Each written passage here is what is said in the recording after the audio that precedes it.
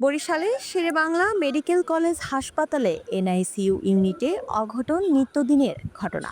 কিছুদিন আগে ঘটে গেল এক হৃদয় বিদারক ঘটনা। প্রত্যক্ষদর্শীরা জানান 20 থেকে 25 জন গুরুতর অসুস্থ শিশু ভর্তি ছিলেন হাসপাতালের এনআইসিইউ ইউনিটে। কিন্তু আশ্চর্য হলেও সত্য, দায়িত্বে থাকা নার্স ছিলেন ভারতীয় সিরিয়াল দেখায় মগ্ন।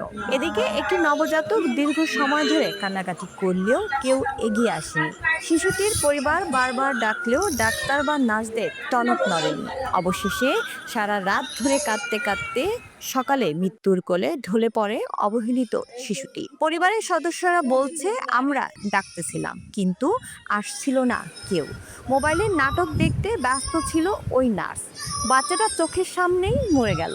এখন প্রশ্ন হচ্ছে, এই নিষ্পাপ শিশুর মৃত্যুর দায় কে নেবে? দায়বদ্ধতার বাইরে কি থাকতে পারে ওই হাসপাতালের দায়িত্বপ্রাপ্তরা? শুধু এই ঘটনাই নয়, শেরেবাংলা হাসপাতালের ভেতরে দিনের পর দিন ধরে চলছে নানা দুর্নীতি ও অমানবিক কর্মকাণ্ড।